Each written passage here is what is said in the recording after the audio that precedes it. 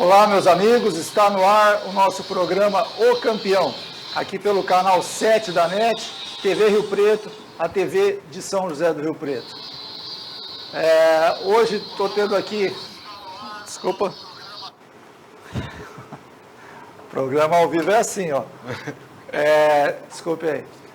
Hoje nós temos aqui o prazer de receber um grande mestre de jiu-jitsu, um grande campeão de jiu-jitsu, que é o professor Pedro Lois, que é o mestre da Academia Aliança aqui em Rio Preto. Pedro, grande prazer estar recebendo você aqui. Prazer é meu, obrigado hoje. Pela oportunidade. Mais um grande jiu-jitsu, um grande nome do jiu-jitsu de Rio Preto. Fico muito honrado e foi um prazer conhecê-lo, né, a semana passada, e é sempre um prazer a gente poder divulgar e com essas ações a gente poder mostrar um pouco mais o nosso esporte para a cidade e para todas as pessoas que tenham interesse.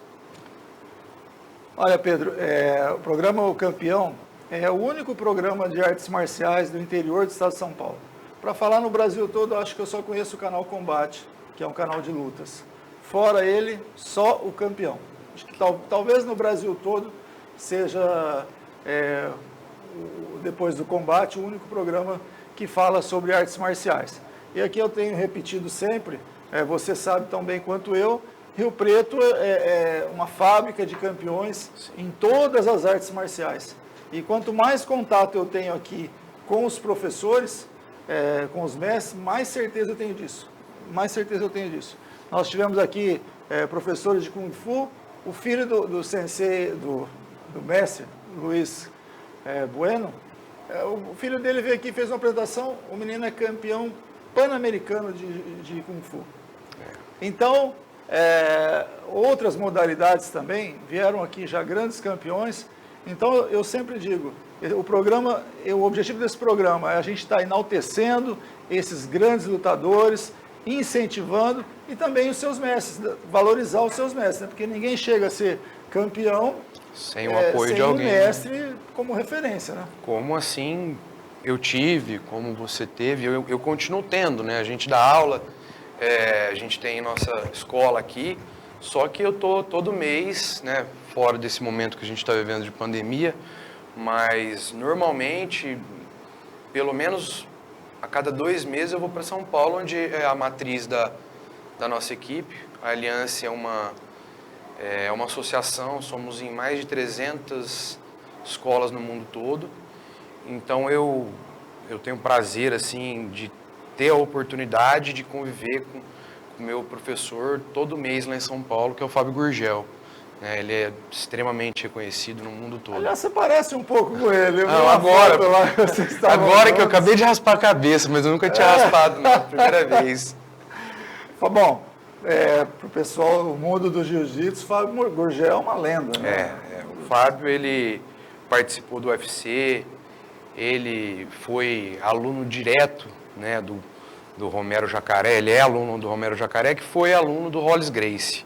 O falecido Rolls Gracie, que foi um dos irmãos aí que teve mais notoriedade na família, só que foi interrompido essa qualidade que ele tinha com um acidente de asa delta no Rio de Janeiro, acredito que na década de 70.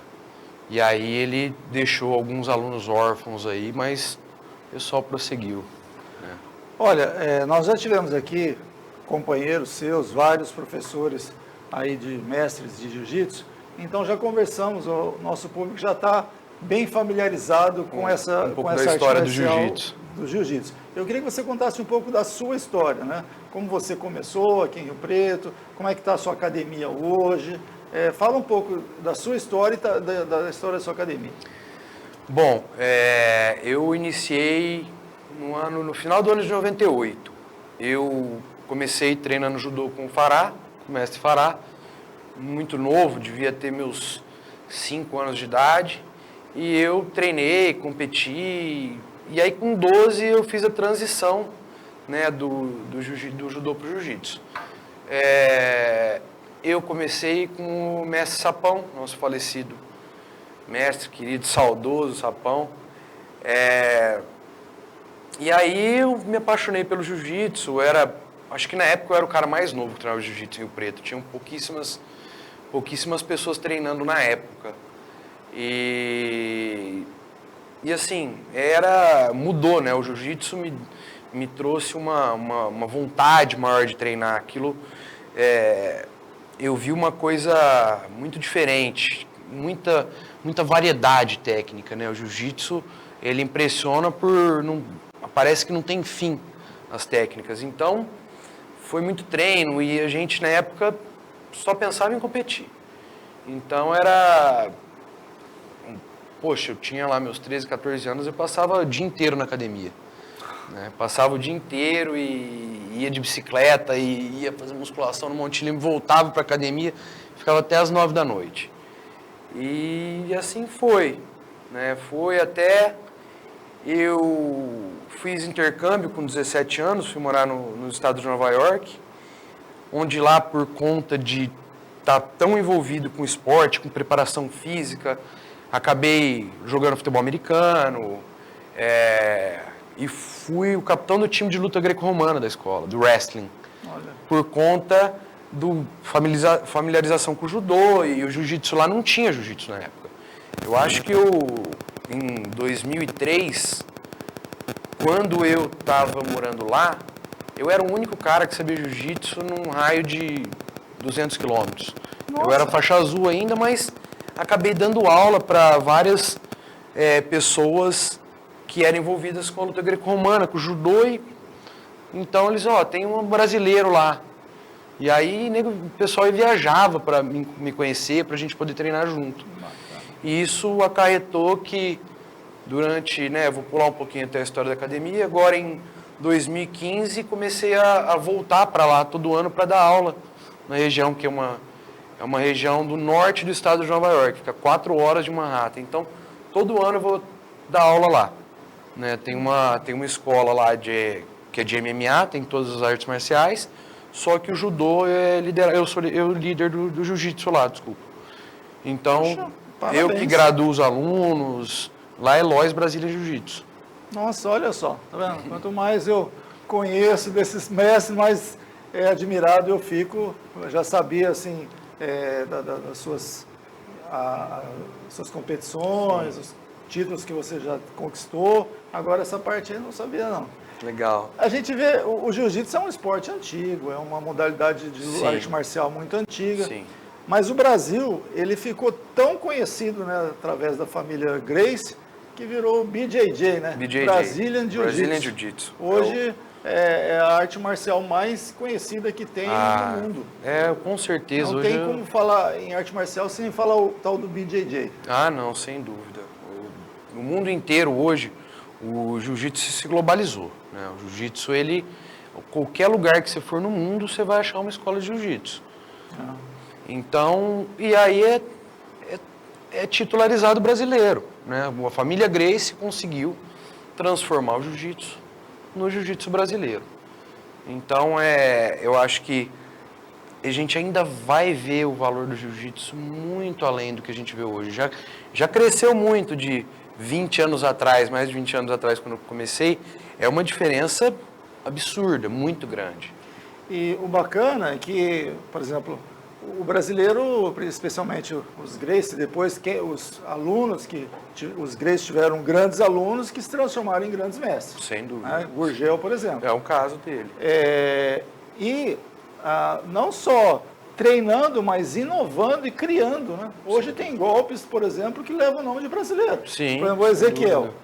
O Ezequiel inventou um golpe eficiente, né? Traiçoeiro, que é o estrangulamento que você dá quando você está por baixo. A guarda de la Riva, mestre de la Riva, aluno do Carson Gracie. Um monte de, vamos dizer, técnicas que, na verdade, foi o brasileiro que inventou. Sim, nós não ficamos nada atrás dos japoneses, não. Não, sem dúvida não. Falando em família Gracie, temos aí um vídeo muito bacana. Vamos passar esse primeiro vídeo aí, que é exatamente, se eu não me engano, o Renzo Gracie, né? Renzo Gracie, falando. Virou e falou, todo pai deveria colocar o filho no jiu-jitsu antes de qualquer esporte. Eu entendi o que ele quis dizer, porque na verdade a gente não vende arte marcial. A A gente vende confiança. A gente vende a habilidade de você poder tocar em alguém sem medo. Perde medo de se expressar, você passa a andar com a tua cabeça erguida. Não existe lugar que você não possa ir, não existe gol que você não possa alcançar, uma vez que você é uma pessoa do jiu-jitsu.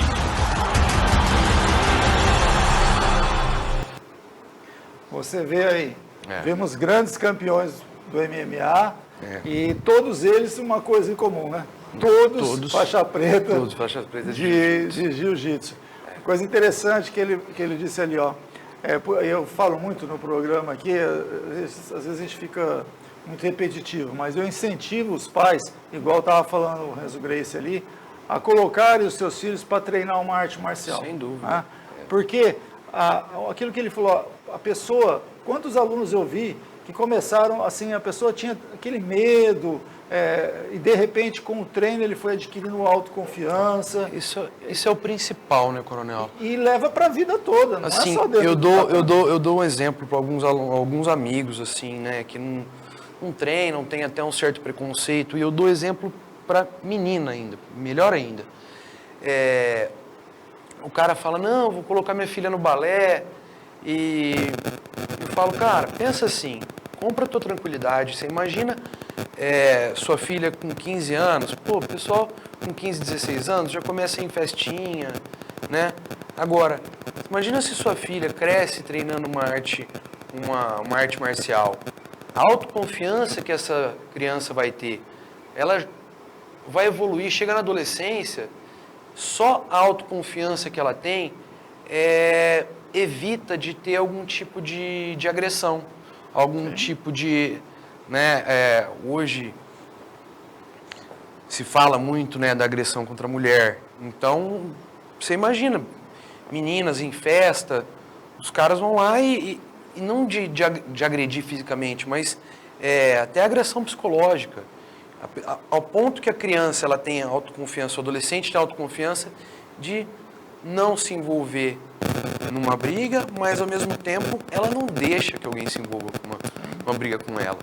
Então, isso serve para a escola, para a faculdade, para o trabalho. A pessoa, se ela tem mais autoconfiança, ela vai fazer uma prova melhor, ela vai enfrentar um mercado do trabalho melhor. Com certeza. Entendeu? Ela vai, pode ser, imagina, o cara é vendedor. O cara é vendedor, se ele tem autoconfiança, ele está muito na frente, ele não precisa de curso. O cara só de ter autoconfiança no que ele está falando, ele já está muito na frente de todo mundo. Com certeza. Eu assim, tenho absoluta certeza disso, que eu sou exemplo disso, né? Antes de praticar judô, a minha vida era completamente diferente. Depois que comecei a treinar na academia, as pessoas aprendem bastante disciplina. Sem dúvida. Muita disciplina, muita determinação, muito respeito.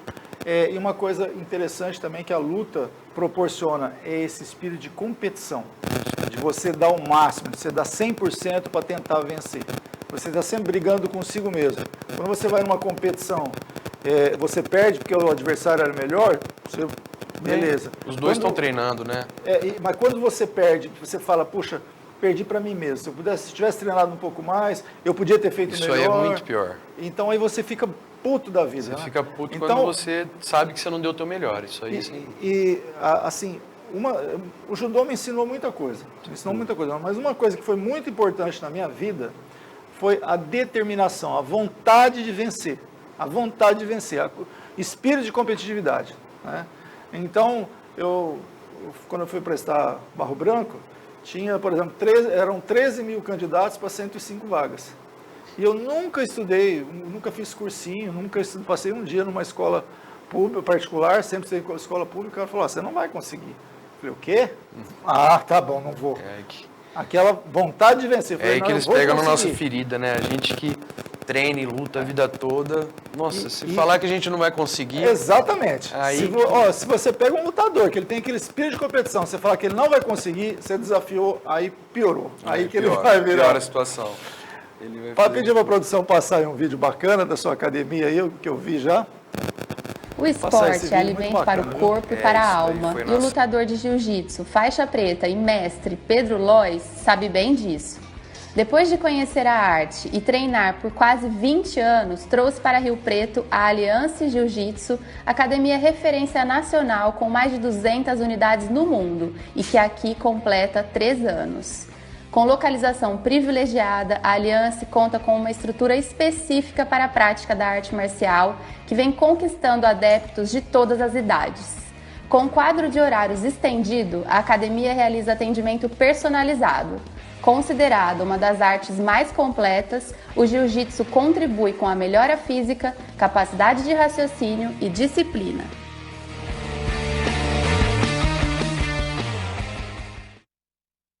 Nossa escola hoje,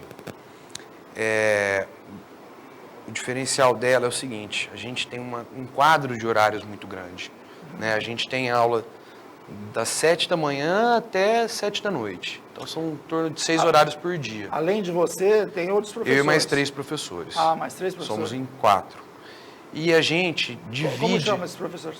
Tem o Marcos Coutinho, Bruno Pedretti e o Matheus Pignatari, que hoje ele é um instrutor, faixa roxa, só que ele dá aula para as crianças, ele dá aula particulares, ele está comigo já há mais de 5 anos e ele se destacou muito, acabou de lutar o Campeonato Sul-Americano em janeiro em Lisboa.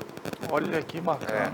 Ele ficou em terceiro no Sul-Americano ano passado, e aí conseguiu a vaga e a gente conseguiu, com a ajuda de muitos amigos aí, poder levar ele para Lisboa. Foi uma experiência muito legal. Então, uma coisa que precisa aqui em Rio Preto é a gente desenvolver aí algumas parcerias com empresários, com o poder público, seja como for, para incentivar esses campeões. Nós temos aqui muitos campeões, precisa ter apoio, eles precisam ter apoio para poder competir a nível internacional, né? Tem umas fotografias aí, vamos pedir para passar.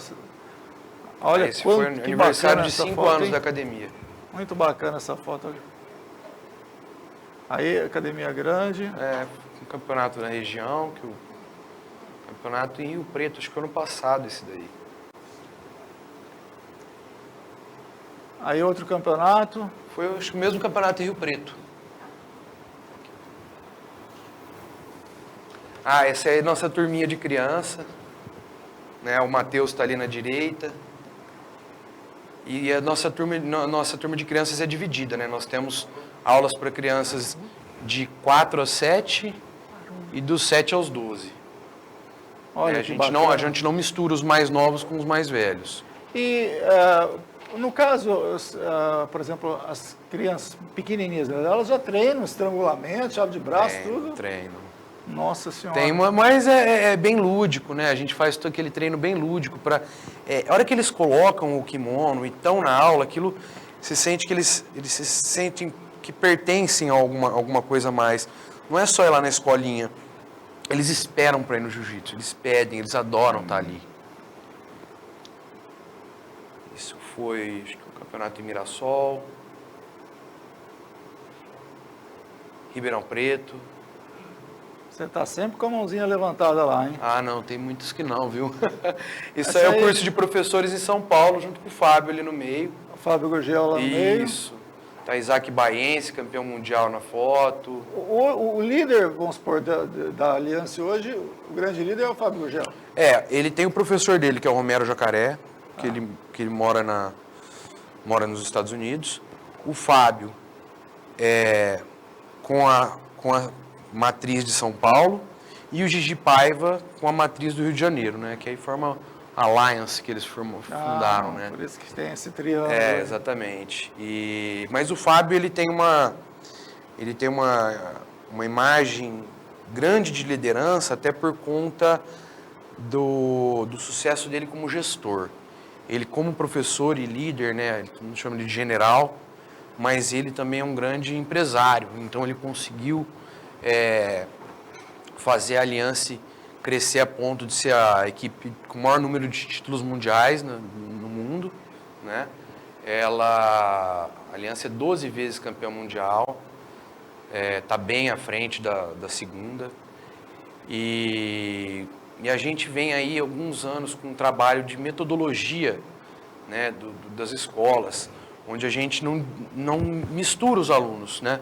Lá na academia a gente tem horário de iniciante, intermediário, avançado. Então, quando você chega um aluno iniciante, você proporciona para ele como se fosse uma pré-escola, ele se sente mais seguro. O cara, ali ele fica 60 aulas sem lutar, coronel. São 60 aulas sem lutar. São 60 aulas fazendo condicionamento físico, defesa pessoal e fundamentos técnicos. Bacana. E aí, depois dessas 60 aulas, que ele já está no 2º grau da faixa branca, ele vai para a aula de intermediários, onde ele vai aumentar um pouco a ramificação de técnicas, né? E ele vai repetir mais, até o momento que ele se sente seguro para realmente se tornar um faixa azul. O avançado é a partir da faixa azul. O faixa branca ele é dividido na nossa metodologia, na metodologia da Aliança. O cara, até o 2º grau, ele é iniciante. Do 3º e 4º graus, ele é intermediário. A partir da faixa azul, ele já é avançado. E aí ele já tem toda a gama do treino. E eu estava vendo, eu pedi para passar novamente aquele vídeo da sua academia, que eu achei bacana, aquelas menininhas lá. Enquanto isso, nós vamos conversando aqui. Sim. Nós temos uma grande campeã mundial, que é a Kyra Grace. Kyra Grace. A família Grace, acho que ela foi 4 vezes campeã mundial. 4 ou 5 vezes campeã mundial. E ela, se puder passar aí o vídeo, produção. Aí as menininhas treinando, olha que bacana. Então, para ver como mudou, né? No meu tempo, aqui em Rio Preto, nenhuma menina treinava judô. Então, nenhuma menina. Achava difícil. que era esporte de homem. Né? Agora, isso foi sendo desmistificado. Tá. Então, eu vi aí, crianças de todas as idades, mulheres, meninas pequenas. Repetindo aquilo que você estava falando, né? Hoje, fala-se tanto em violência contra a mulher, como seria bom se nossas mulheres tivessem um treinamento tido essa oportunidade. Pessoal. Agora tem, também, né? Porque até essa aula de iniciante, ela atrai a mulher, porque ela chegar e ela já ter que lutar, isso já é assustador para o iniciante homem. Imagina para a iniciante mulher. Então, quando você proporciona para a mulher esse cuidado de que você vai ensinar ela a técnica antes dela lutar, isso traz para ela uma chance maior, uma confiança e uma vontade de ficar treinando, né? Porque às vezes chegavam, não só mulheres, homens, e antigamente iam treinar e já tinham que ir lutar com a gente que já tinha experiência. Ô Pedro, deixa eu te perguntar uma coisa, você estava vendo ali na sua academia, o chão é branquinho. O tatame é branco. O tatame é branco? Lona branca. Olha, eu tava vendo ali, eu falei, caramba, será que eles estão treinando no chão? É muito bacana, nunca tinha visto a academia com o chão branco. Hoje se tornou eu coloquei essa lona branca, deve fazer uns 4 anos, depois comecei a ver. Você vai ver as academias de jiu-jitsu hoje, a grande maioria com tatame branco, a lona branca. Ah, é? É. Porque o branco suja muito, né? Mas suor, a gente tem... ali e tal. Ela é vinílica, né? Mas eu tenho faxineiro todo dia na academia, a gente tem um cuidado muito grande com a higiene lá. E engraçado, eu sempre tive. Antes da pandemia, as pessoas chegavam, eu tenho álcool gel na beira do tatame. Eu tenho papel toalha e álcool gel. A pessoa vai lá, às vezes o cara chega do trabalho, ficou de sapato o dia todo, tal, né? Ele vai se trocar, eu chego e falo, por favor, olha lá, tem álcool gel, papel, limpa o pé.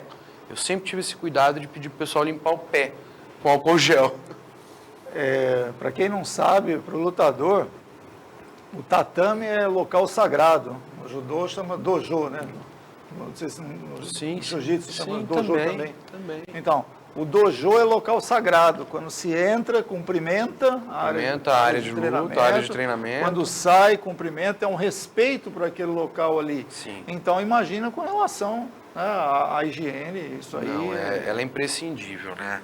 Você vê, Pedro, nós estamos passando aí essa pandemia, né? Lógico que está afetando todo mundo, mas especialmente os esportes de luta agarrada. Sem dúvida. Infelizmente, provavelmente vai ser o último a voltar? Com certeza. Eu não sei se... Infelizmente, eu não consigo ver uma previsão, ninguém fala nada, nem as academias de musculação a gente está vendo.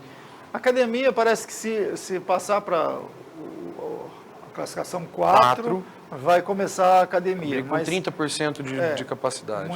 Com pouco de... Mas a luta agarrada, acho que vai ser... Eu não sei se você viu, sábado nós teremos 3 disputas de cinturão do MMA.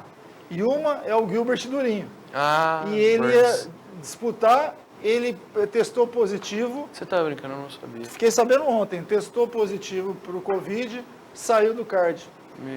É o segundo brasileiro de alto nível, né? Ia disputar o título mundial contra um dos maiores lutadores, que é o Kamaru Usman, e testou positivo sem saber. Nós tivemos também o Jacaré. Não sei se você ficou sabendo. O Jacaré eu fiquei sabendo. O Jacaré testou positivo, nem sabia, foi ver ele, a família inteira estava positivo. Então você vê, por enquanto, né, os atletas que por um acaso estão pegando, mesmo com todo cuidado, mas tem o contato físico, não tem jeito, o treinamento não dá para você treinar só sombra, não tem jeito. Tem que ter contato físico. Mas uma coisa que pelo menos serve de consolo, vamos dizer assim, esses atletas que estão contraindo, estão sendo todos assintomáticos. A pessoa não está sabendo nem que tem. A grande maioria é difícil, né? O atleta ele acaba tendo uma imunidade mais alta. Sim. Né? É a impressão que eu tenho, não sou nenhum médico, mas a gente também vê os dados de tudo que está acontecendo, né? Não precisa para fazer um cálculo matemático não precisa ser médico, né? Então, proporcionalmente, o que a gente sabe, difícil. Um atleta saudável que tem... E outra, a gente tem uma capacidade cardiorrespiratória onde é muito mais difícil a gente sofrer no pulmão do jeito que o pessoal sofre. Porque geralmente o atleta, principalmente esses de ponta, ele não ingere bebida alcoólica de jeito nenhum, não fuma, tem uma alimentação saudável, uma vida saudável, muito esporte, muito treinamento. Quer dizer, o vigor físico tem que estar lá em cima. Não dá para uma pessoa ser lutador de ponta, de alto nível, se não tiver com a saúde 100%. É impossível. Porque você vê, a gente percebe bem nessas competições aí, principalmente disputa de título, que são 5 rounds, né, do MMA, o atleta que ele chega no final do 5º round com a mesma condição física, ele geralmente leva vantagem. Com certeza. Tem cara que é muito técnico, mas não está tão bem fisicamente, chega no 3º round e está morrendo. Está morrendo, não adianta. O cara, para ser competidor de alto nível, ele tem que ter preparação física, ele tem que ter dieta, ele tem que ter acompanhamento. Muito treinamento, fisioterapia. É um trabalho muito complexo, que depende de muitos profissionais envolvidos. Eu confesso para você, Pedro, que quando eu treinava judô, não tinha praticamente academia de jiu-jitsu aqui. Estou falando em 79, 80. Não, e o preto não tinha. E eu gostava muito de chão. A maioria das minhas principais lutas eu ganhei no chão. Se tivesse jiu-jitsu aqui, talvez eu teria treinado jiu-jitsu com certeza.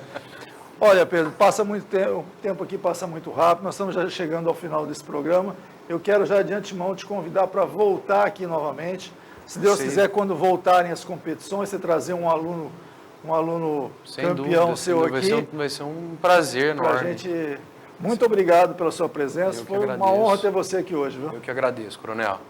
Pessoal, estamos chegando mais ao final de um programa O Campeão. Agradecer aqui a presença do Pedro Lois, grande mestre, grande campeão de jiu-jitsu. Fiquei sabendo aqui agora, referência inclusive no estado de Nova York. Olha só, você, cidadão rio-pretense, o orgulho que nós temos aqui na nossa cidade de ter pessoas desse gabarito em todas as artes marciais. Então, recebemos aqui vários do jiu-jitsu, como é o caso do Pedro, mas também em outras artes marciais nós temos grandes exponentes internacionais. Então, Rio Preto precisa apoiar esses atletas, esses grandes lutadores. Quero agradecer aí a sua audiência, agradecer os amigos que mandaram mensagem aí, dizer que o nosso programa cada vez está aumentando mais a audiência, eu fico muito feliz com isso. Feliz de poder trazer aqui grandes atletas, grandes lutadores, sobretudo grandes professores que servem de referência para tantos alunos, formando tantas pessoas aqui em Rio Preto. Muito obrigado, até a semana que vem, se Deus quiser. Os